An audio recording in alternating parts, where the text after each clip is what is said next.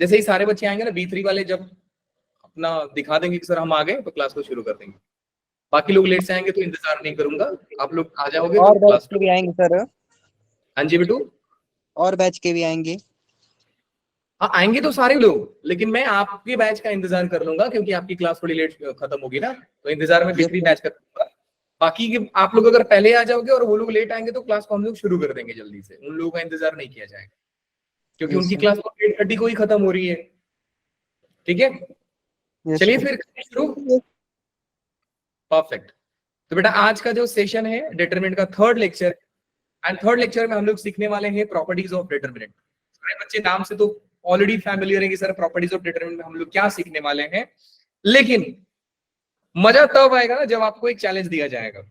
Sir कौन सा challenge? Challenge कुछ नहीं है बेटा, बस आपके दिमाग पे जोर डालना है, और सारे बच्चों के लगभग लगभग मोस्टली बच्चों के स्कूल में ये चैप्टर मैट्रिसेस चैप्टर करा दिया गया है। तो प्रॉपर्टीज तो ऑब्वियसली पढ़ लिए रहोगे आप लोग। हाँ जी सर पढ़ लिए। Yes sir. बेटा अगर पढ़ लिए हो ना तो प्रॉपर्टीज आप याद करो और एक एक करके जवाब दो कि कौन कौन सा प्रॉपर्टीज आपको याद है।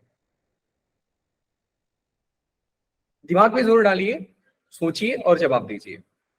B2 बैच वाले बच्चों ने एनसीईआरटी के सारे प्रॉपर्टी बता दिए थे, एक्स्ट्रा प्रॉपर्टी जो था मैं बताया, लेकिन उनका दिमाग थोड़ा मतलब याद करके रखे थे, प्रॉपर्टीज उन लोगों ने सारा बता दिया। तो B3 बैच से तो मैं ज्यादा एक्सपेक्ट करूंगा। बोलिए, एक एक भी बताओगे ना तो आप काफी लोग हो, एक एक भी बताओगे तो हो जाएगा पूरा। सोचिए और बताइए। सवाल समझ में आ रहा है बेटा आप लोगों को? क्वेश्चन क्या है मेरा? Yes sir.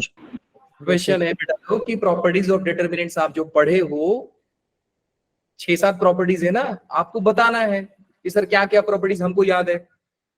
बोलिए बोलिए हैरी, बोलो आप। सर अगर रो और कॉलम को इंटरचेंज कर देंगे तो वैल्यू सेम रहेगी।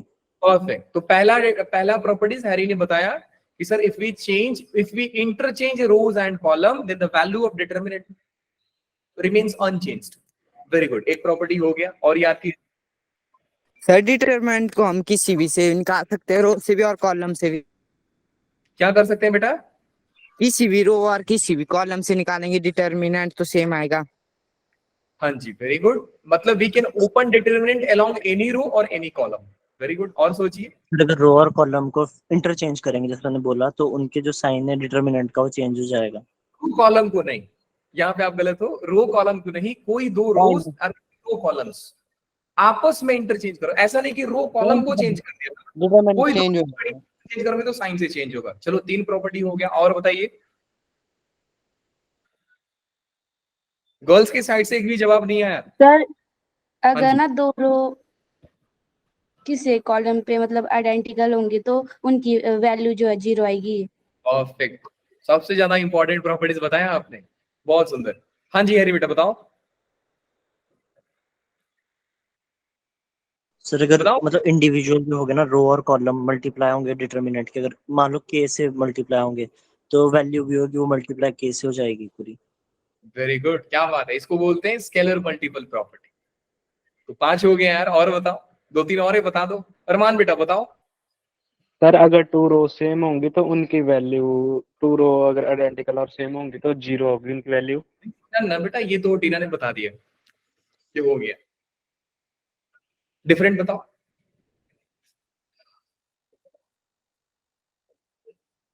चलिए 1 मिनट का और टाइम दे देता हूं आप लोगों को।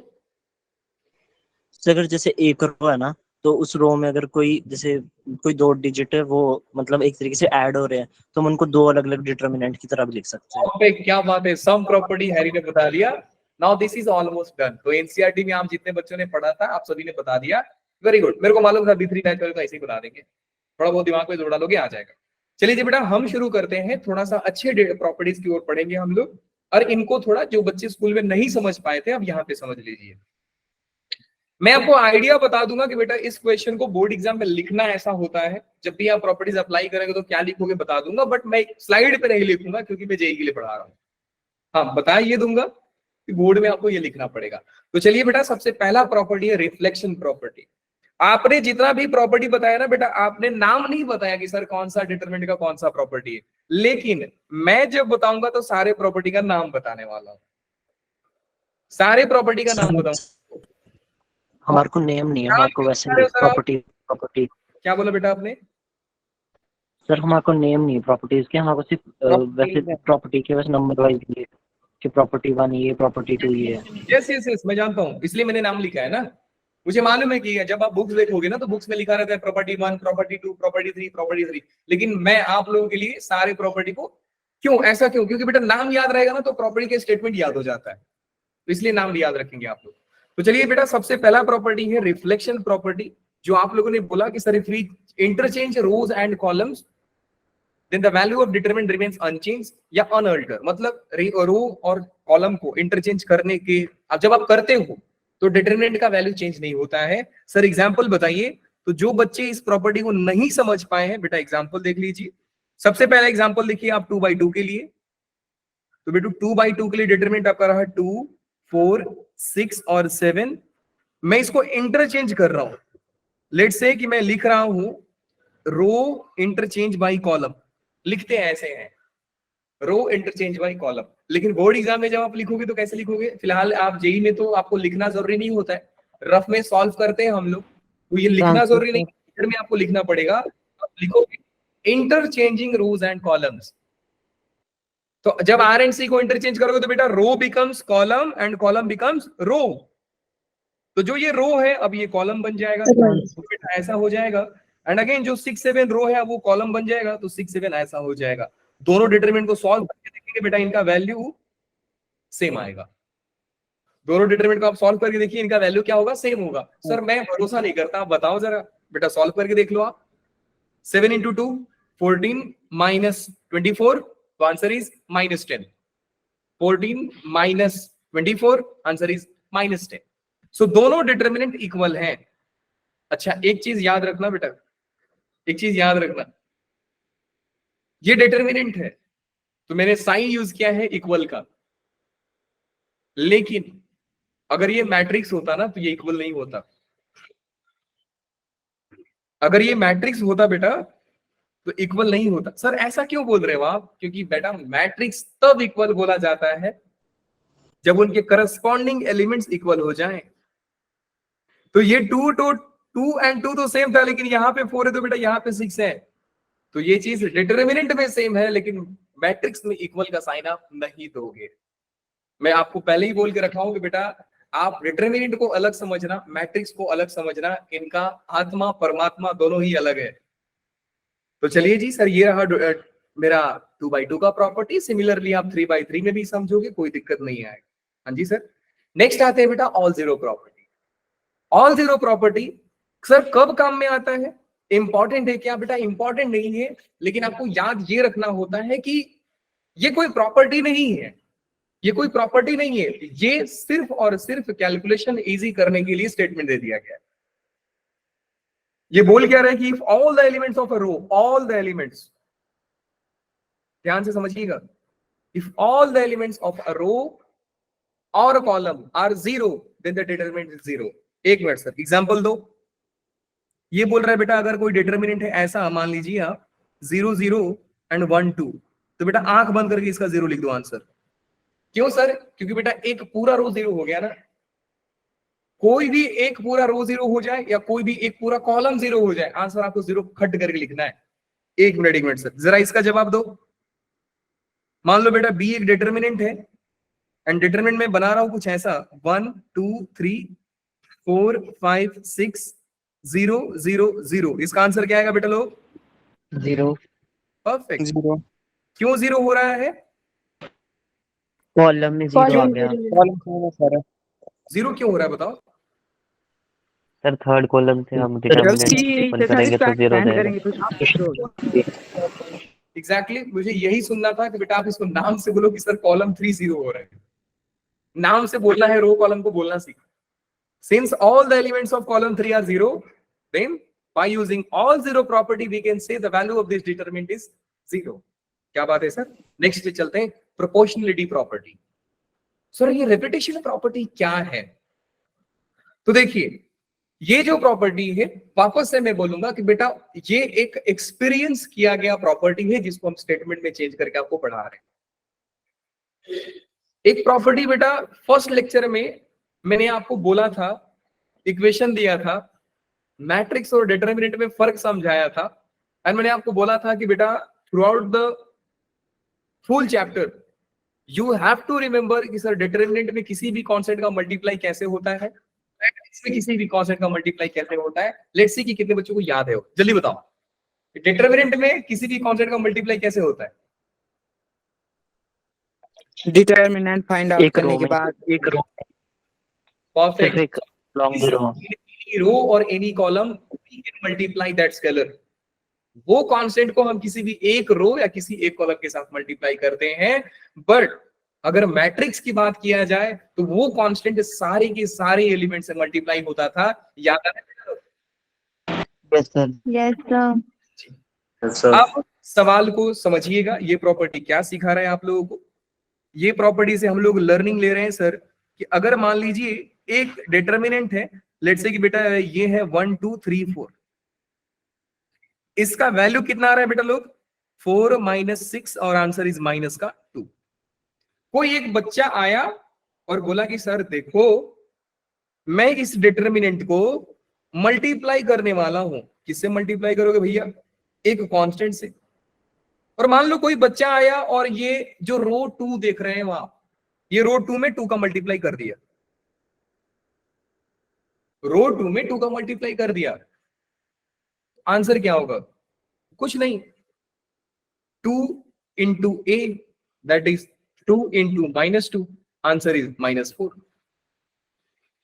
तो ये प्रॉपर्टी आपको ये सिखा रहा है कि अगर आप डिटरमिनेंट के किसी भी रो में या किसी भी कॉलम में किसी कांस्टेंट का मल्टीप्लाई करते हो तो डिटरमिनेंट का वैल्यू उसी कांस्टेंट के साथ मल्टीप्लाई हो जाता है।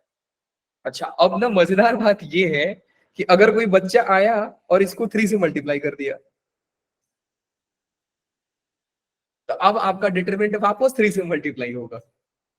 बात समझे बेटा? क्या यहां से लर्निंग क्या ले रहे हैं वो कि मेरा डिटरमिनेंट, समझिएगा ध्यान से, मेरा डिटरमिनेंट था सर ए।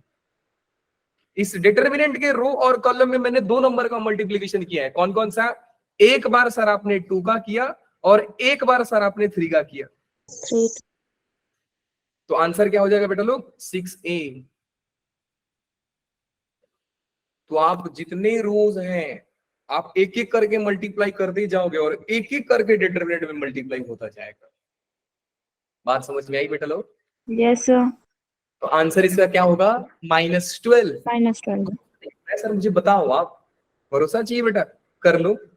3 8 24 6 और 6 0, हाँ 36 ना, 6 और 6 36। तो 24 माइनस का 36, आंसर कितना होगा बेटा? -12।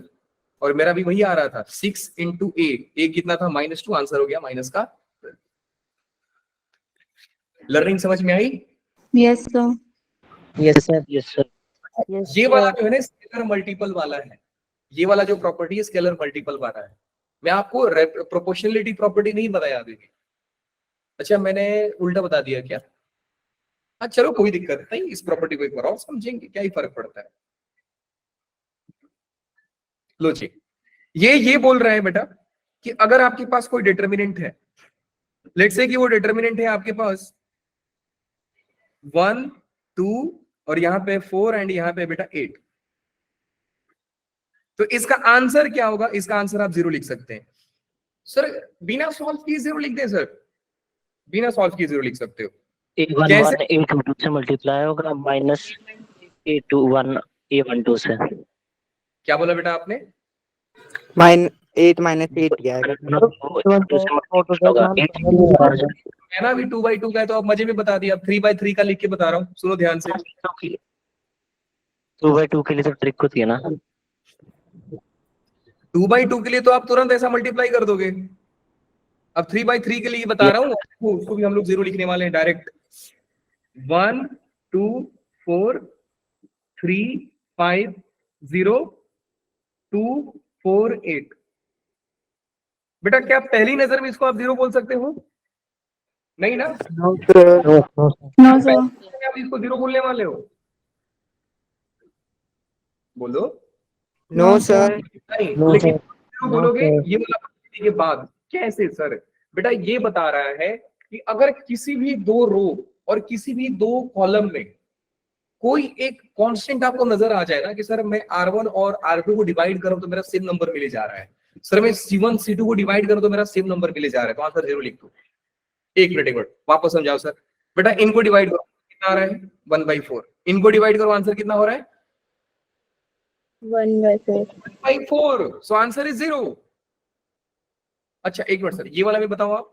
बेटा R2 हटाओ, 1/2, 2/4 इज 1/2, 4/2 इज 1/2, क्योंकि R1 और R3 को मैं डिवाइड कर रहा हूं तो मेरा एक कांस्टेंट मल्टीपल नजर आ रहा है, तो आंसर क्या हो जाएगा बेटा लोग? 0। क्या मैं लिख सकता हूं कि नहीं? ध्यान से समझिए, क्या मैं लिख सकता हूं बेटा कि R1 जो है, R1 जो है वो 2 टाइम्स R3 है? Yes sir. Yes sir. Yes sir. करके देख लो, R1 को आप 2 से मल्टीप्लाई करके देखो, R3 मिलेगा आपको। So answer is 0। सर ये फंडा ना समझ में नहीं आ रहा है, अभी भी क्लियर नहीं हो रहा है। बेटा मैंने आपको पहले ही बोला ना कि ये कोई प्रॉपर्टी नहीं है, ये बस अनुभव किया हुआ एक प्रॉपर्टी है जिसको दुनिया वाले ने एक स्टेटमेंट के फॉर्म में दे दिया। इसी में मैं क्या कर रहा हूं बेटा कि मैं बी वाले डिटर्मिनेंट में R3 से कॉमन ले रहा हूं 2 को, 1 2 4 एज इट इज, ये हो जाएगा 3 5 0। एंड अगर मैं बेटा R3 से 2 कॉमन ले लिया तो इट विल बी 2 1 2 एंड 4। 2/4। अब आपको फील आ जाएगी सर ये तो 0 बन रहा था सच्ची में। कौन सा प्रॉपर्टी? और वो आइडेंटिकल वाला प्रॉपर्टी जो टीना ने बताया था कि sir if any two rows और any two columns are identical then the value of determinant is 0। तो आपने क्या देखा कि R1 and R3 are identical, then the value of determinant is 0। तो ये प्रॉपर्टी का एक अलग सा एक्सपांशन मान लीजिए, एक अलग सा जनरलाइज केस मान लीजिए, जो प्रोपोर्शनलिटी प्रॉपर्टी के नाम से जाना जाता है। बात समझ में आई बेटा लोग? Yes sir. अगर यहां से फील नहीं आ रही है तो अब Yes, यहां से sir. समझिए। यहां से फील नहीं आ रही है तो अब यहां से समझिए, यहां से आ जाएगी। तो ये क्या हो जाएगा बेटा लोग? b is equal to 2 0। 0, answer is b equal to 0। खत्म सवाल। Okay, let's come to the switching property. जो एक बच्चे ने बताया था कि सर अगर किसी भी रो और कॉलम को आप इंटरचेंज करोगे, हैरी ने बताया था शायद, कि कोई भी रो और कोई भी कॉलम को सॉरी कोई भी दो रो और कोई भी दो कॉलम को इंटरचेंज कीजिए तो डिटरमिनेंट का Yes. साइन आता है। एग्जांपल क्या होगा सर? एग्जांपल बेटा ये होगा, मान लो मैं एक डिटरमिनेंट ले रहा हूं a b c p x r और यहां पे लिख दिया मैं x y z। मैं एक बार अप्लाई कर रहा हूं, क्या अप्लाई कर रहा हूं बेटा कि लेट्स इंटरचेंज नहीं, लेट्स चेंज R1, हाँ इंटरचेंज R1 एंड R2। मैं R1 और R2 को इंटरचेंज कर दिया, तो क्या मैं कोई दो रो को इंटरचेंज कर रहा हूं? हाँ जी सर। तो डिटरमिनेंट का वैल्यू जो होगा बेटा माइनस के साथ चेंज हो जाएगा। तो यहां पे हो जाएगा p x r and here it will B a b c and x y z, क्योंकि R3 पे तो आपने कुछ किया ही नहीं है सर। हाँ जी, तो बेटा यहां पे कौन सा साइन लगेगा? माइनस। क्यों सर? क्योंकि बेटा आपने कोई दो रो और कोई, ये चीज कॉलम में भी अप्लाई होता है, तो आपने R1 एंड R2 को इंटरचेंज किया है, तो एक बार माइनस देखो। अब मैं आपसे बोलूं कि बेटा now change R2 and R3, अब ये क्या हो जाएगा बेटा लोग? a is equal to minus पहले से था, सब प्लस बन जाएगा। परफेक्ट, क्या बात है। तो ये हो जाएगा plus p x r x y z and a b c। अब ये वापस आपने दो रो को इंटरचेंज किया है। हाँ जी सर, कौन से रो को इंटरचेंज किया बेटा?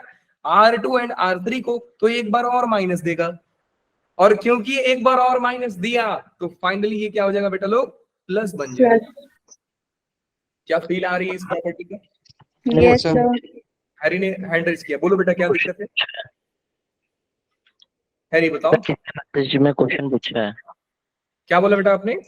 पूछा किसी ने मैसेज में। अच्छा क्वेश्चन पूछा है, सर इसलिए क्या मैं सिमेट्रिक नहीं बेटे, स्क्यू सिमेट्रिक कैसे है? स्क्यू सिमेट्रिक में डायगोनल जीरो होते हैं, ऊपर नीचे वाले मैग्नीट्यूड में साइन में चेंज होते हैं, अपोजिट होते हैं, मैग्नीट्यूड में सेम होते हैं। स्क्यू सिमेट्रिक का तो पहला पहचान है क्यों डायगोनल जीरो होगा, डायगोनल जीरो नहीं है तो स्क्यू सिमेट्रिक तो बोलो ही मत। चलिए जी, स्केलर मल्टीपल प्रॉपर्टी जो ऊपर सिखाया जस्ट इससे पहले वाला,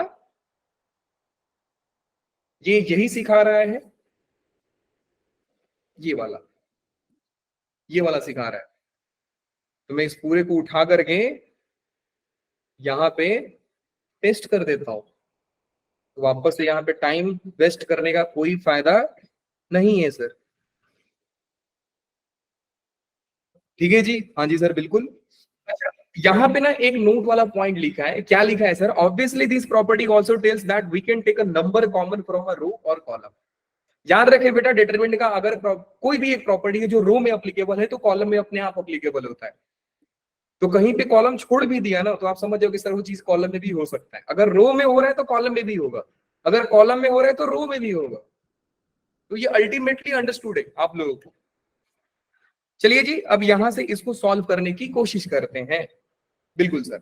तो चलिए बेटा बताओ, सबसे पहला चीज कि कुछ कॉमन दिख रहा है आपको R1 से? सर R2 से। क्या लिखेंगे? R1 से कॉमन नहीं दिख रहा है? Yes sir. 5 5 कॉमन, है। 5 कॉमन लो। ये क्या हो जाएगा 4 और -3। 3 क्या R2 से भी कुछ कॉमन दिख रहा है? हाँ सर। क्या यस 24 सर। 24 कॉमन दिख रहा है, ले लो 1 और यहाँ पे हो जाएगा -1। अब आंसर क्या होगा बेटा लोग? Delta is equal to 120 into -4 + 3, तो आंसर इज -120। ये आंसर हो गया। अच्छा अब देखो, ये प्रॉपर्टी लगाने से हमारा काम कितना आसान हुआ है कि सर ये इतना खतरनाक सा मल्टीप्लिकेशन दिख रहा था, लेकिन जैसे ही मैंने कॉमन लिया ये पार्टी छोटा बन गया और छोटे को सॉल्व करना बहुत आसान था सर। छोटे बच्चों को पीटना आसान होता है ना, अब अपने से बड़े बच्चों को मारोगे तो मार नहीं पाओगे, छोटे बच्चों को मारोगे तो डर जाएगा। अब जाना किसी अंकल को डरा के दिखाना, वो उल्टा आपको डरा देंगे वो लोग। तो बेटा ये आसान है, तो ये प्रॉपर्टी कैलकुलेशन आसान करता है और कुछ नहीं। हाँ, एंट्रेंस एग्जाम में इससे सवाल भी आते हैं, बच के रहना। ये सवाल देखो, देख लिया सभी लोग ने? सर पहले में से A कॉमन आ जाएगा, वेरी तब गुड, A + B + C हो जाएगा, फिर A + B + C भी बाहर आ जाएगा, परफेक्ट। फिर 1 1 1, फिर दूसरे R1 से B -R2, आएगा, फिर तीसरे से R3, C दो आएगा। तो दो R1 कॉलम से कुछ कॉमन आ रहा है, R1 से कुछ कॉमन आ रहा है, सर सर A A। आ A, रहा है। इधर क्या हो जाएगा बेटा? A B C। और C। क्या R2 से भी कुछ कॉमन आ रहा है? B आ रहा है सर। सर B है।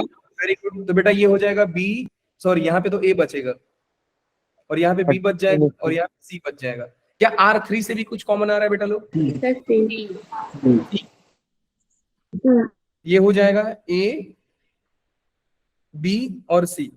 अच्छा मैं आपको एक चीज बता रहा हूँ बेटा, क्योंकि आप लोग एंट्रेंस एग्जाम के स्टूडेंट हो, तो जितना हो सके उतना चीजों को लिखने से बचना चाहिए। जैसे ही आपने 2 रो को कॉलम लिया, 2 रो से कॉलम लिया और ये दोनों आइडेंटिकल बच गए, ज्यादा दिमाग लगाने की जरूरत नहीं, डायरेक्ट 0 लिख के आ जाओ। बोर्ड का एग्जाम देना है तो बेटा आपको सारा दिखाना पड़ेगा। इनफैक्ट आपको लिखना पड़ेगा। क्या लिखोगे? Taking A common from R1। मैं बताया था ना कि बोलूंगा वो लिखना आप लोग बोर्ड में, मैं नहीं लिख के दिखा। Taking A common from R1 and B from R2 and C from R3।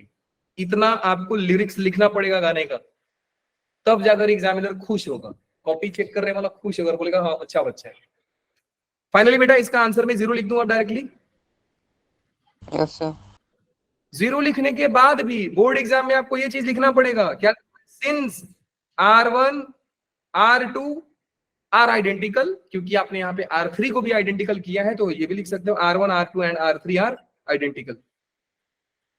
याद रखें, बोर्ड में ये सारे स्टेप्स के मार्क्स होते हैं। पूरा सवाल सॉल्व करके आओगे और ये सब लिखोगे नहीं ना तो बेटा हाफ मार्क्स कटते हैं इससे, याद रखना। फिर आप घर पे आके रोओगे कि सर मैं तो पूरा लिखा था फिर भी मेरा हाफ मार्क्स कैसे कट गया? बेटा क्योंकि आपने डिटेल में नहीं लिखा। हाँ जी, किस कोई बच्चा बोल रहा था कुछ? चलिए कोई ना, ये वाले आते हैं। ये भी हैरी ने बताया था कि sir we can express determinant into sum of two determinant. अब Yes, sir. यहाँ पे इंपॉर्टेंट क्या होता है बेटा? इंपॉर्टेंट ये होता है कि आप जिस रो को या जिस कॉलम को पकड़ करके ओपन कर रहे हो, टारगेट उन्हीं पे करो बस, बाकी को आपको हाथ नहीं लगाना है। जैसे कि आप यहाँ पे देख सकते हैं, ये एडिशन यहाँ पे था कॉलम 1 में, तो इसने कॉलम 1 को ही हाथ लगाया, एक डिटरमिनेंट इस पार्टी से और एक डिटरमिनेंट इस पार्टी से, A1 A2 A3 B1 B2 B3। इन दोनों पे बेचारा कुछ किया ही नहीं है, कुछ नहीं किया इसने। तो मैं यहाँ पे इनको मार्क कर देता हूं कि जैसे ही ये लोग मिले, भैया इनको सेम रखिएगा आप लोग। इनमें कोई होशियारी करोगे तो गलती हो जाएगा, इनमें कोई भी ज्यादा होशियारी करे तो बेटा गलती हो जाएगा, याद रखना।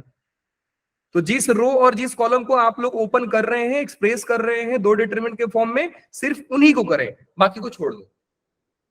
अच्छा, अब मालूम है अच्छी बात क्या है बेटा यहाँ पे, कि एग्जाम आपसे उल्टा अप्लाई कराता है। जब ये सवाल जेई में आएगा ना बेटा, इस पे अगर सवाल जेई में आ रहे हैं तो उल्टा अप्लाई कराएगा आपसे। उल्टा अप्लाई कराएगा सर, इसका मतलब नहीं समझा बेटा। यहां से आपको ये सोचना होगा, यहां से सोचना होगा। मतलब आपको सीधा सीधा सवाल ऐसा नहीं मिलेगा कि आप देख पाएंगे सर कॉलम 1 को ओपन कर देते, सर R1 को ओपन कर देते हैं दो डिटरमिनेंट में ना। मैक्सिमम टाइम आपको दो चार डिटरमिनेंट दे देगा और बोलेगा कि आप इसको एक डिटरमिनेंट के फॉर्म में सोचो, उल्टा सोचो, डिटरमिनेंट का सीरीज दे देगा। और बेटा ज्यादा मतलब डिफिकल्ट नहीं होता है सोचना, आपको बस ये देखना है कि कौन सा रो और कौन सा कॉलम सेम सेम चल रहा है, कौन सा रो और कौन सा कॉलम सेम सेम चल रहा है। जैसे यहाँ पे मेरे को ऐसा सोचना होता तो मैं डायरेक्ट देखता कि sir C1 C2 C3 D1 D2 D3, C1 C2 C3 D1 D2 D3। तो सर कॉलम 1 और कॉलम 2 और कॉलम 3 तो सर सेम चल रहा है। इसका मतलब कि अगर मैं उल्टा अप्लाई करूंगा तो sir C1 C2 C3 D1 D2 D3 यहां पे आएगा, ये गारंटी है सर यहां पे आएगा। चेंज कौन हो रहा है? चेंज हो रहा है बेटा C1, यहाँ पे कॉलम 1 में कोई और है, यहाँ पे कॉलम में कुछ और है, बीच में कौन बैठा है? प्लस। सर माइनस बैठ सकता है क्या? हाँ जी बैठ सकता है बेटा। तो क्योंकि बीच में प्लस है तो आप कॉलम 1 को लिखोगे, क्या लिखोगे? A1 plus B1 A2 plus B2 C2 A3 plus B3, ऐसा लिख दोगे आप। अगर बीच में माइनस होता तो बेटा आपको माइनस साइन यहाँ पे डालना होता। बात समझ में आ गई सारे बच्चों को? Yes sir. परफेक्ट। चलिए Yes, sir. एग्जाम्पल करते हैं इस पे, इस तरह एग्जाम्पल क्या है। ये सवाल में तो आप लोग देख के बता सकते हो ना बेटा लोग कि किसको पकड़ करके ओपन करना। रो वाइज करना है। R1 और R3 सेम रखे सर, Second row. R2 को आप लोग दो डिटरमिनेंट में एक्सप्रेस कर देंगे। तो चलिए करके देखते हैं। Keeping A B C and X R1 और R2 सेम आ जाएगी तो क्या जीरो बोला? हो जाएगा। R1 और R2 सेम आ जाएगी तो जीरो हो जाएगा। बिल्कुल ऐसे ही एक स्टेप मेरे से आगे सोचा करो। मैं मैथ्स पढ़ाता हूं तो एक स्टेप आगे सोच सर क्या करने वाले हैं, तब आपको समझ लगेगा कि हाँ मैं सीख रहा हूं।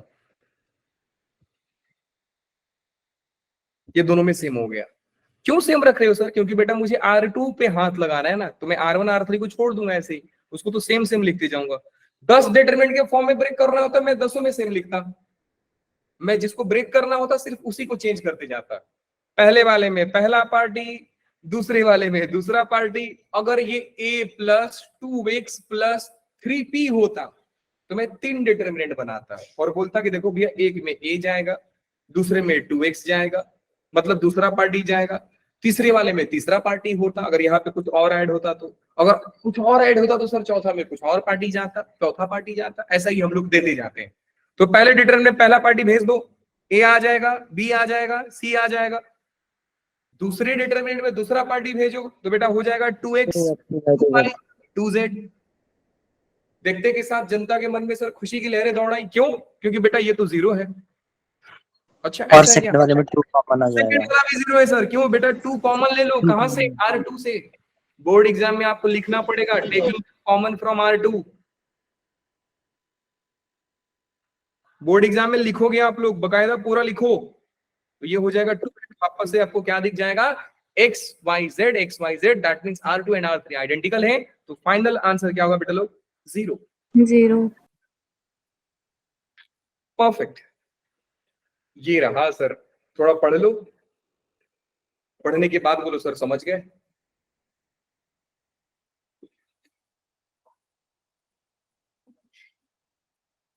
डन।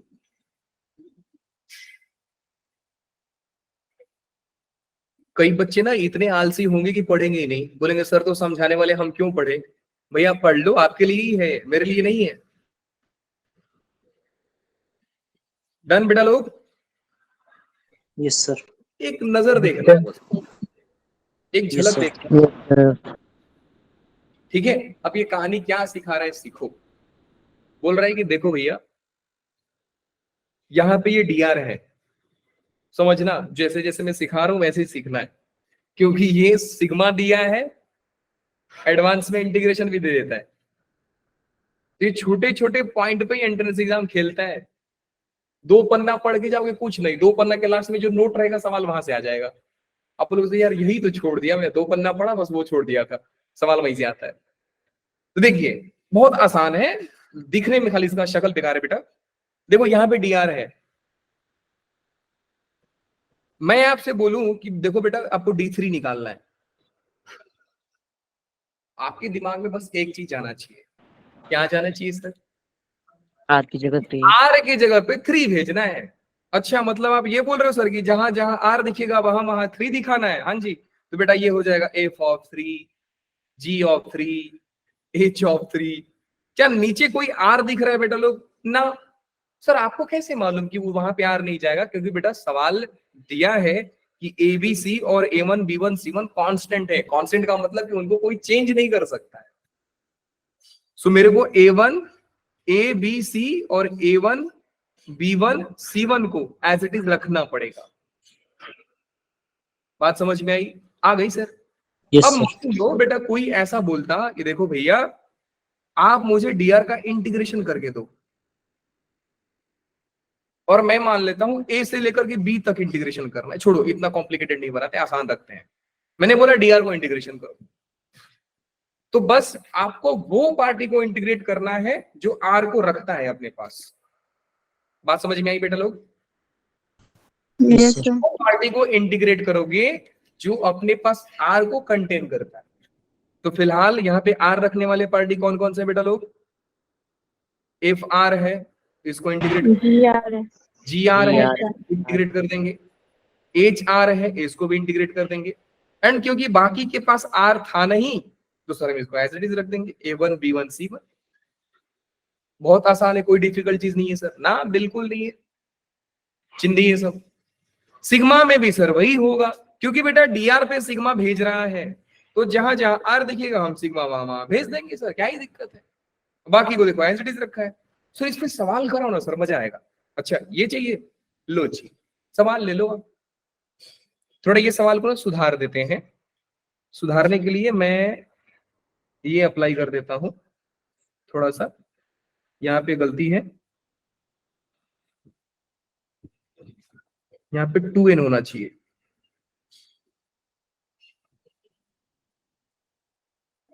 टू एन होगा यहाँ पे। चलिए जी बेटा करते हैं सवाल को। लो जी बेटा पहले सबसे ये देखना है कि सर सिग्मा किस पे भेज रहा है। तो आपने देखा कि सर DR है, सिग्मा R पे लगाना है। तो अगर R पे लग रहा है तो n कांस्टेंट है, सिर्फ R ही वेरिएबल है, जिसपे सिग्मा लगता है वेरिएबल सिर्फ वो होता है। तो बेटा यहाँ पे सिग्मा डालना है DR पे, तो जहां जहां R दिखेगा सर हम लोग वहां वहां सिग्मा डाल देंगे। तो बेटा ये फाइंड करते हैं हम लोग सिग्मा R इक्वल टू 0 से लेकर n DR। किसी भी बच्चों को डाउट है तो प्लीज माइक ऑन करके पूछा कीजिए, आप लोग चैट बॉक्स में ना लिखो, मैं पढ़ाता हूँ तो। हाँ जी बेटा सर बोलो। जो उससे हम n कॉमन भी तो ले सकते हैं पहले, इन कॉमन लेकर क्या करोगे आप। तो वो थोड़ा सिंपलीफाई नहीं हो जाएगा अंदर। अब मैं जो सिंपलीफाई कर रहा हूँ शायद वो ज्यादा इजी हुआ है, अगर देखो सिग्मा R क्यूब सिग्मा 2, देख तो लो, अगर आपका सिंप्लीफिकेशन इससे आसान हो गया तो आप अप्लाई कर लेना। गलती आप नहीं बोल रहे हो, सही बोल रहे हो। बस आपका जो वहम है ना कि सर सिंप्लीफाई हो जाएगा, ये उससे ज्यादा सिंप्लीफाई होगा। बाकी करने को तो आप बिल्कुल सही सोच रहे हो, कर सकते हो, लेंदी होगा उल्टा बल्कि n इंटू एन प्लस 1/2 का पावर स्क्वायर एंड 2n, ये रहा। अच्छा एक चीज है यार, मेरे को पूछना पड़ेगा आप लोगों से, माफ करना मुझे, क्योंकि मुझे भरोसा है, भरोसा नहीं आत्मविश्वास है आप लोगों पे कि आप ये चीज बता दोगे। इतना ज्यादा भरोसा करते हो सर हमारे ऊपर, कर ही लेते हैं गलती से।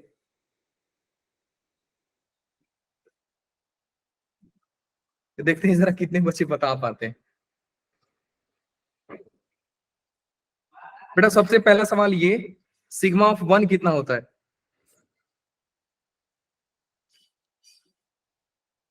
सिग्मा ऑफ आर कितना होता है? सिग्मा ऑफ आर स्क्वायर कितना होता है? सिग्मा ऑफ आर क्यूब कितना होता है? बताओ। इंपॉर्टेंट फॉर्मूला है ये सारे के सारे, हल्की में सिग्मा मत आर सिग्मा आर का सिग्मा आर क्यूब का सिग्मा आर स्क्वायर। ऐसा कोई जेई का पेपर नहीं बना जहां पे रिजल्ट अप्लाई नहीं होता है। ऐसा कोई जेई का पेपर नहीं बना जहां पे रिजल्ट अप्लाई ना हो, होता ही होता है। सिग्मा 1 होता है बेटा एन, सिग्मा आर होता है एन इंटू एन प्लस 1/2। अच्छा यहाँ पे ध्यान देने वाली बात ये है कि ये एन तब कहानी में आएगा जब मैं बताऊंगा कि आर 0 से लेकर एन तक जा रहा है।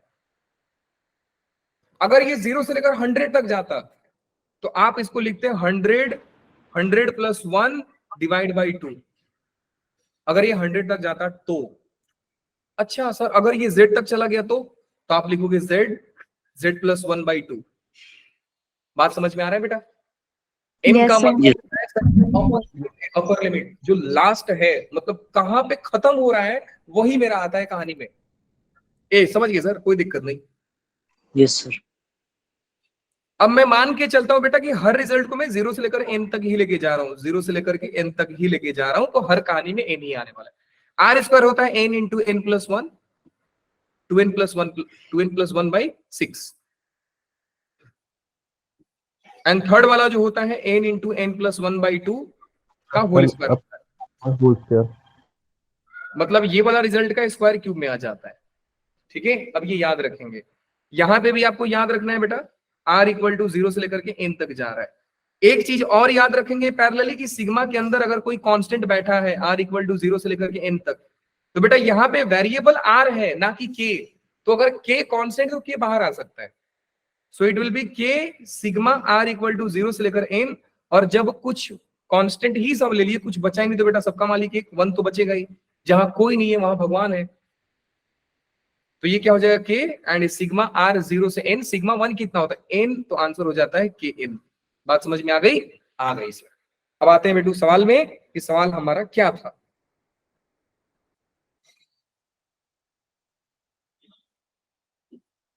लो जी ये रहा सवाल आपका। चलिए फटाफट फटाफट फर्स्ट रो का आंसर बता रहे हैं आप लोग जल्दी से, बताओ बेटा लोग। N n n into n plus 1/2 ना। Yes sir.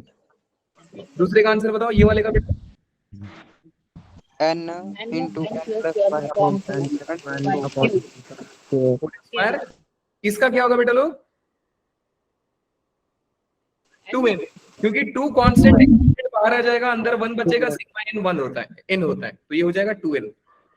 और बाकी में सिग्मा लगा नहीं तो सर बाकी को एज इट इज लिख दीजिए, n क्यूब 2n, फिर हो गया n इंटू एन प्लस 1/2, ये हो गया n इंटू एन प्लस 1/2 का होल स्क्वायर, एंड इधर हो गया बेटा 2n। कुछ आंसर दिख रहा है आप लोगों को?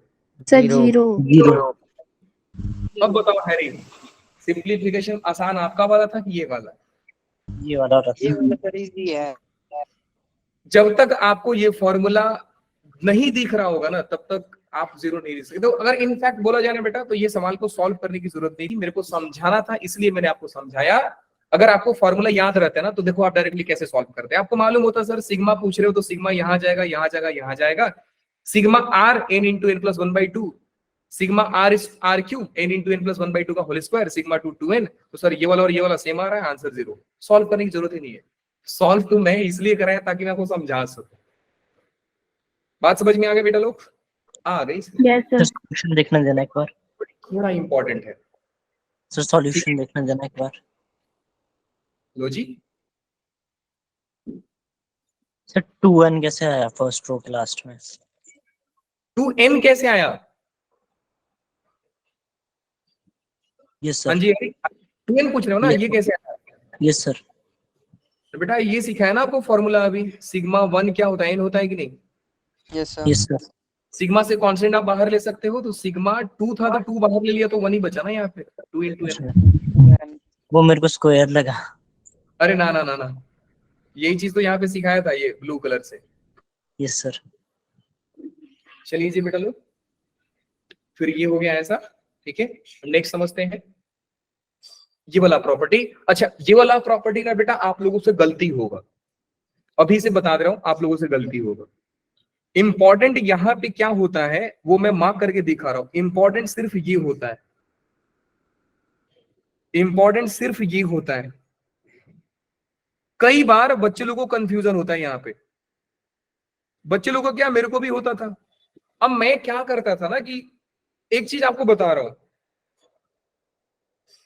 मेरे से आज तक ये रिकॉर्ड है, आज तक मेरे से दूसरे चैप्टर के सवाल गलती हो गए हैं, मैट्रिक्स का और डिटरमिनेंट का मेरे से आज तक सवाल गलती हुआ ही नहीं है। क्लास में नहीं, एग्जाम में बोल रहा हूं। तो अगर मैं जेई का भी पेपर दिया हूं तो जेई में भी मेरा मैट्रिक्स का सवाल गलत है। मतलब इतना है कि अगर 100 बच्चों के बीच में अगर सबका आंसर अलग है और मैं अलग ला रहा हूं तो मैं कंफर्म बता सकता हूं कि आंसर मेरा सही है। समझ गए? ताकि देखो रीजन ये है ना कि बेटा मेरे को जो छोटी छोटी गलतियां नजर आती है ना मैं तुरंत क्लियर करता था, सर ये यहाँ पे नहीं होगा, और चैप्टर को उतना आसानी दिमाग लगता नहीं है, बस फोकस लगता है यहाँ पे। देखो ये पूरा ये सिखा रहा है कि अगर आपके पास कोई डिटर्मिनेंट है, बहुत ध्यान से समझिएगा, प्रॉपर्टीज याद नहीं करना है, इस प्रॉपर्टी में आपको कंफ्यूजन दूर करना है। आपका नाम क्या है? Properties of invariance. सीधा एग्जांपल से समझते हैं कि सर क्या सिखा रहे हैं हमको ये। मान लो बेटू मैंने एक डिटर्मिनेंट दिया आपको, लेट्स से कि मैंने दे दिया ए बी सी, यहां पे दे दिया जी ई एक्स, और यहां पे दे दिया पी क्यू और आर। किसी बच्चे के मन में आया कि सर मैं R1 पे कुछ इंटरचेंज करने जा रहा हूं, मैं R1 पे कुछ अप्लाई करने जा रहा हूं। आपने अप्लाई किया, और आपने अप्लाई क्या कर रहे हो? आप अप्लाई कर रहे हो कि R1 को 2 से मल्टीप्लाई कर रहा हूं। सर कर दो भैया, कोई दिक्कत नहीं है, ये सही है। सर मैं 2 से डिवाइड कर रहा हूं, सही है। सर मैं 2 ऐड कर रहा हूं, गलत है। सर मैं 2 माइनस कर रहा हूं, गलत है। You cannot write R1 changes to R1 plus 2, this is wrong। Minus भी नहीं लिख सकते हो, ये भी गलत है। आप या तो किसी भी पर्टिकुलर रो और किसी भी पर्टिकुलर कॉलम में किसी भी कांस्टेंट का कांस्टेंट नॉन जीरो होना चाहिए, जीरो से मत कर देना, उससे आप मल्टीप्लाई और डिवाइड ही कर सकते हो, सिर्फ वही कर सकते हो, मल्टीप्लाई एंड डिवाइड ओनली। क्योंकि जैसे ही आप सम और डिफरेंस करते हो, सम प्रॉपर्टी चला जाता है कि डिटरमिनेंट को एक्सप्रेस किया जाता है 2 अलग अलग पार्ट में। तो पहला कंफ्यूजन ये अपने दिमाग से निकाल देना। सेकंड कंफ्यूजन क्या होगा आप लोगों से वो समझिए। सेकंड गलती आप लोग करोगे बेटा लोग कि आप R1 को चेंज करोगे। अब लोग इस तरह काम करते हैं, 2 R1 मैंने किया था, अब R2 को जोड़ देते हैं, गलत है। सर R3 को जोड़ देते हैं, गलत है। नहीं कर सकते हैं ऐसा। तो सर कर क्या सकते हैं? यहां पे तो लिखा है कि R1, ये देखो सर, R1 में आप R1 R2 R3 ऐड कर सकते हो सर, तीनों रो को ऐड कर सकते हो। हाँ लिखा तो है बेटा, लेकिन आपने जो डब्बा में बंद किया हो ना वो आपने देखा नहीं कि अगर यहाँ पे RI है तो बेटा यहाँ पे भी RI ही है। बाकी जो मर्जी RJ और RK के साथ आप क्या कर रहे हो, अल्फा से मल्टीप्लाई, बीटा से मल्टीप्लाई, किससे मल्टीप्लाई कर रहे हो, फर्क नहीं पड़ता मुझे। लेकिन अगर बेटा यहाँ पे R1 आपने लिखा है तो सामने R1 ही होना चाहिए, मतलब वही कि अपना काम बनता भाड़ में जाए जनता। तो इनके साथ आप क्या कर रहे हो कोई फर्क नहीं पड़ता सर, तो ये गलत है। हाँ, अगर यही करना था बेटा आप ये कर लीजिए, R1 changes to R1 plus R2 plus R3, और R2 और R3 के साथ जो मर्जी करना है करो। सर मैं 3 का मल्टीप्लाई कर दूं, कर दो। सर मैं 4 का डिवाइड कर दूं, कर दो। सर R1 में कुछ नहीं कर रहे हैं, बाकी सबके साथ कुछ भी कर सकते हैं। हाँ, इसलिए तो डायलॉग मारा कि अपना काम बनता भाड़ में जाए जनता। तो इनका काम बनाओ, बाकी इनको जो मर्जी करो, कोई दिक्कत नहीं है। तो ये कंफ्यूजन दूर रखना। बात समझ में आई बेटा? Yes sir. हाँ, पहला लर्निंग क्या था यहाँ पे कि सिर्फ मल्टीप्लाई और डिवाइड कर सकते हो। सर यहाँ पे ये सही क्यों हो गया? क्योंकि बेटा इसके साथ कोई दूसरा रो और दूसरा कॉलम नहीं आया। ये R1 है ना, तो यहाँ पे R2 R3 थोड़ी आ रहा है। अगर ये लोग आते तो ये गलती था, क्योंकि ये लोग नहीं आए तो आप ये कर सकते हो। बात समझ में आया बेटा? Yes yes sir. Sir. Next property समझते हैं, बहुत क्रुशियल प्रॉपर्टी। देखो ये ना, जैसे जैसे हम लोग को लगता है ना कि सर ये थोड़ा डरावना दिख रहा है, सर ये थोड़ा अजीब लग रहा है, सर हमने आज तक सुना नहीं, बेटा जेई उसी से प्यार करता है। अब देखो प्रॉपर्टी का नाम क्या है बेटा? Factor property. If a determinant becomes 0 then we put x equal to alpha, then x minus alpha is a factor of determinant। बहुत सिंपल है। बोल रहा है कि अगर एक डिटरमिनेंट है, मान लीजिए, समझिएगा ध्यान से, एग्जाम्पल पैरेलली समझोगे तो सवाल मजा देगा, और इस पे एक और क्वेश्चन कराने वाला हूं जो और क्लैरिटी के साथ ही आने वाला है। सवाल देखिए बेटा, अगर मैंने आपको बोला कि एक डिटरमिनेंट है 1 1 1 x y z x square y square z square, ये है। आपने देखा कि सर अगर मैं x को y पुट कर रहा हूं, बहुत ध्यान से समझिएगा बेटा, अगर मैं x को y पुट करता हूं, मतलब कि अगर x को मैं y बना दूं, तो सर मेरा C1 और C2 आइडेंटिकल हो रहा है। आइडेंटिकल होने का मतलब क्या होता है सर? डिटरमिनेंट 0 बन रहा है। तो लर्निंग क्या था? लर्निंग ये है कि अगर मैं x को y पुट करता हूं तो डिटरमिनेंट 0 बनता है। दैट मींस कि x minus y will be factor of this determinant. Factor of this determinant का मतलब क्या हुआ कि वो कॉमन आ जाएगा। डिटरमिनेंट से क्या होगा बेटा? कॉमन आ जाएगा। एक मिनट सर, एक काम करो, y को z रखो जरा। सर ये तो वापस 0 बन रहा है। 1z z square 1z z square, C2 and C3 identical बन रहे हैं। Again, if I am putting y equal to z, then the value of determinant becoming 0, so we can say कि y minus z is also factor। y minus z भी factor है। एक minute sir, एक काम करो, आप z को export करो, तो सर फिर तो ये 1x x square 1x x square, C1 और C3 आइडेंटिकल आ रहे हैं सर। हाँ जी, तो आपने क्या किया बेटा कि z को जब एक्सपोर्ट कर रहे हो तो भी डिटरमिनेंट 0 आ रहा है। That means z minus x is a factor. And factor का मतलब मैंने क्या बताया बेटा कि we can take common. If x minus y is a factor, then x minus y can be taking common from determinant. y minus z factor है तो y minus z common आ सकता है। z माइनस x फैक्टर है तो z minus x common आ सकता है। फंडा क्लियर हो बेटा लोग? Yes sir. अब थोड़ा और समझते हैं।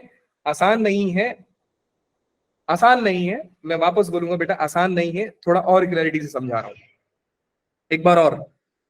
सर मेरा सवाल था 1 1 1 x y z x square y square z square. Sir मैंने जब x को y रखा, देखो जब x को आप y बना रहे हो तो ये और ये आइडेंटिकल हो रहे हैं। That means x minus y determinant से कॉमन आ जाएंगे। मैं डिटरमिनेंट यहां पे लिख भी दे रहा हूं, जो भी होगा छोड़ दो सर। तो इस डिटरमिनेंट से sir x minus Y common आ रहा था सर, क्योंकि y को z पुट कर रहा हूं तो भी 0 बन रहा है। इधर अगर मैं z लिख दूं तो भी 0 बन रहा है। तो if I am putting y equal to z, तो v डिटरमिनेंट का value 0, that means y minus z is a factor of this determinant. बिल्कुल जी सही है सर। अगर मैं z को x पुट कर रहा हूं तो भी डिटरमिनेंट 0 बन रहा है, that means z minus x भी कॉमन आ जाएगा। अब एक बात ध्यान दो, थोड़ा दिमाग चलाना बेटा। अगर 1 को पकड़ लेते आप तो इसी से मल्टीप्लाई होता कि नहीं? Do you Yes, all sir. agree? Yes, sir. y into z square, z into y square, तो बेटा अल्टीमेटली मल्टीप्लाई करोगे तो यही आता। इनका डिग्री क्या बन रहा है? 3 बन रहा है ना। z Yes, का sir. 2 मिलाकर कितना हुआ? 3 हुआ ना। हाँ जी सर। इसका मतलब कि बेटा ये डिटरमिनेंट मैक्सिमम पावर 3 दे सकता था, मैक्सिमम पावर 3 दे सकता था। और मैंने जो फैक्टर कॉमन निकाला है ना सर, जब इनको भी मल्टीप्लाई करूंगा तो मैक्सिमम पावर 3 देंगे। कैसे कैसे सर? बेटा मल्टीप्लाई करके देख लो, x मल्टीप्लाई होगा y से और फिर मल्टीप्लाई होगा z से, तो आंसर क्या होगा? x by z। इनका डिग्री कितना हुआ बेटा? 3 ही हुआ ना। x का 1, y का 1, z का 1 मिला करके 3। जहां से सिखाना क्या चाहते हो सर आप? सिखाना ये चाहता हूं कि बेटा जितना औकात था ना डिटरमिनेंट का देने का, उतना आपने कॉमन ले लिया है। मतलब डिटरमिनेंट के पास कुछ बचा ही नहीं, बचा है। डिटरमिनेंट के पास कुछ तो बचा है। और एक चीज मैंने आपको बोला बेटा कि अगर ये सारे फैक्टर हैं तो फैक्टर का मतलब कि मैं डिटरमिनेंट से कॉमन ले सकता हूं। मतलब सर यहाँ पे कुछ तो बच जाएगा, बच जाएगा। तो सर डिटरमिनेंट के अंदर कुछ भी हो, कुछ भी हो सर, क्या फर्क पड़ता है? होगा तो वैल्यू ही ना, होगा तो नंबर ही ना सर। क्योंकि डिटरमिनेंट में मेरे को जो भी दोगे सर, मैं सॉल्व करूंगा और एक नंबर आ जाएगा। 2 आएगा, 4 आएगा, -2 आएगा, कुछ भी आएगा सर, नंबर आएगा। तो अब मैं इस डिटरमिनेंट को रिप्लेस कर रहा हूं, बहुत ही केयरफुली समझिएगा बेटा। अब मैं इस डिटरमिनेंट को रिप्लेस कर रहा हूं कि सर एक कांस्टेंट बच जाएगा। फंडा समझ में आया सर? सिर्फ कांस्टेंट ही बचेगा, ये गारंटी दे सकता हूं, बिल्कुल गारंटी दे सकता हूं सर कि कांस्टेंट ही बचेगा, कोई वेरिएबल नहीं आएगा। क्यों वेरिएबल नहीं आएगा? क्योंकि बेटा ये मल्टीप्लाई होकर के डिग्री 3 दे रहा था, तो यहां पे मैंने डिग्री 3 ऑलरेडी कॉमन ले लिया है, तो गारंटी है कुछ कांस्टेंट ही बच जाएगा उसके पास। नाउ द क्वेश्चन इज कि sir how we will find the value of k? How we will find the value of k? वो आपकी मर्जी है। x, y और z जो मर्जी है वैल्यू रखो, जो मर्जी है वैल्यू रखो, तीनों अलग अलग रखना है। तो सर 0 रख दें, 1 रख दें, रख दो, 2 रख दें, रखो, कोई दिक्कत नहीं, रखो आप। तो जैसे ही रखोगे डिटरमिनेंट क्या बनेगा बेटू? ध्यान से देखिएगा, मजेदार है, बहुत मजेदार है। 1 0 0, यहां पे बनेगा 1 1 1, और ये बन जाएगा बेटा 1 2 और 4। मैंने वैल्यू रखा तो ये आया। राइट साइड में क्या बन रहा है बेटा? 0 -1 -1 1 -2 1 -2, y का वैल्यू 1, z का वैल्यू 2, -2 -1 सॉरी, एंड यहां पे हो रहा है 2 -0 2, और लास्ट में बच रहा है बेटा k। आगे सॉल्व करते हैं सर। ऑब्वियस बात है कि सारे बच्चे इसको अलोंग फर्स्ट कॉलम ओपन करना चाहेंगे क्योंकि इसके पास 2 0 है। तो opening this determinant along first column हमको मिल जाएगा 1 × 4 - 2 is equal to 2k, that is 2 is equal to 2k, that means k का वैल्यू कितना आ रहा है बेटा लोग? 1। So we can write this determinant is equal to x - y, y - z और z - k, क्योंकि k का वैल्यू तो 1 आया ना। हाँ जी। अब सवाल ये आता है बेटा लोग कि सर ये डिटरमिनेंट इंपॉर्टेंट क्यों है? क्योंकि बेटा ये डिटरमिनेंट के ना, ये फैक्टर प्रॉपर्टी पे 5-6 डिटरमिनेंट बहुत फेमस है, और इतना फेमस है ये लोग कि इनको याद करना पड़ता है हमें। सर इस पे एक सवाल कराओगे क्या? टाइम अभी थोड़ा मुश्किल है बेटा कराना, लेकिन सवाल का दर्शन आपको करा दे रहा हूं, सवाल का दर्शन आपको करा देता हूं और आप समझ जाना। ये रहा सवाल। आपको याद रखना पड़ेगा कि 1x x square 1y y square 1z z square का वैल्यू क्या आ रहा है? x - y y - z z - x। वो याद रखेंगे। अब सारे बच्चे इस सवाल को करेंगे, एंड जो बेटा कर दिया आप में से ना, XYZ को रोट कॉलम 2 से ले लेंगे कॉमन, अगर कॉलम 2 से कॉमन ले लिया तो 2 से आ पहले सम जाएगी। प्रॉपर्टी यूज कीजिए, पहले सम प्रॉपर्टी यूज कीजिए, फिर आप कॉमन लेना, ठीक है। तो ये तो हो गया। आपके होमवर्क है। मैं गारंटी दे रहा हूं कि आप में से कई बच्चा इस सवाल को करेगा। ये सवाल मैं B2 बैच में करा दिया हूं, तो अगर आपको कोई दिक्कत आया तो B2 बैच का PDF देख लीजिएगा, ठीक है। लेकिन मैं बोलूंगा सबसे पहले बेटा फाइट मारो, इस पे फाइट मारो। वो प्रॉपर्टी याद रखना, फैक्टर थ्योरम को थोड़ा हम और डिटेल में पढ़ने वाले हैं, क्योंकि जो चीजें मेरे को लगता है जरूरी, मैं उस पर थोड़ा टाइम देता हूं, समझ गए। चलिए, अगर किसी को कुछ दिक्कत है, कुछ बोलना है तो आप बोल सकते हैं, अदरवाइज आज के लिए बस इतना ही। लेक्चर को करते हैं खत्म। वापस बता रहा हूं,